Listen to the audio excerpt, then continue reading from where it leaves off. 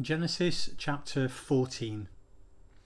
Then this: Amraphel, king of Shinar, Arioch, king of Eleazar, Kedorlaomer, king of Elam, and Tidal, king of Goim, went off to war to fight Beri, king of Sodom, Bersha, king of Gomorrah, Sinab, king of Admah, Shemeba, king of Zeboim, and the king of Bela, that is Zoar.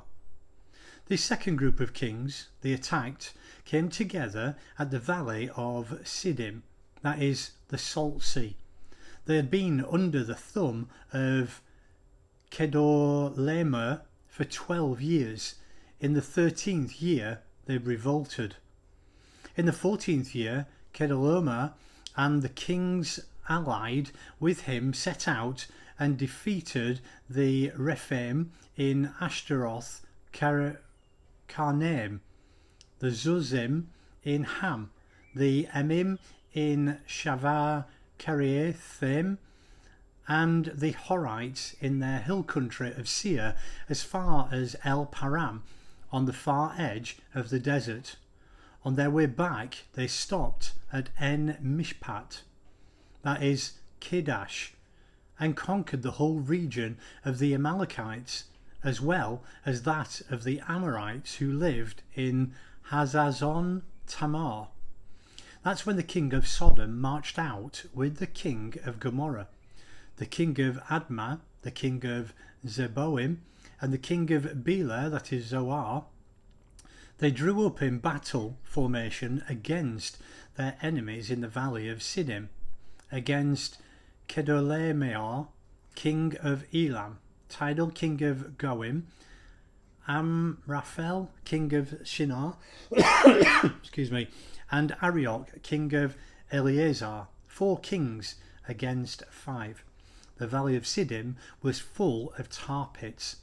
When the kings of Sodom and Gomorrah fled, they fell into the tar pits, but the rest escaped into the mountains. The 4 kings captured all the possessions of Sodom and Gomorrah, all their food and equipment, and went on their way. They captured Lot, Abram's nephew, who was living in Sodom at the time, taking everything he owned with them.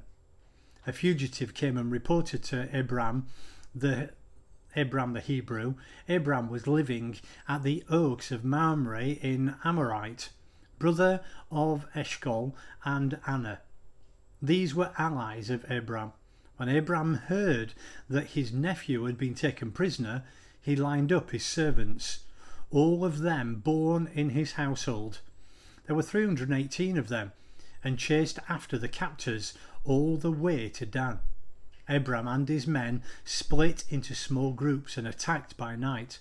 They chased them as far as Hobah, just north of Damascus. They recovered all the plunder, along with nephew Lot and his possessions, including the women and the people. After Abram returned from defeating Kedorlaomer and his allied kings, the king of Sodom came out to greet him in the valley of Sheva, the king's valley. Melchizedek, king of Salem, brought out bread and wine. He was priest of the high God and blessed him. Blessed be Abram by the high God, creator of heaven and earth, and blessed be the high God who handed your enemies over to you. Abram gave him 1/10 of all the recovered plunder.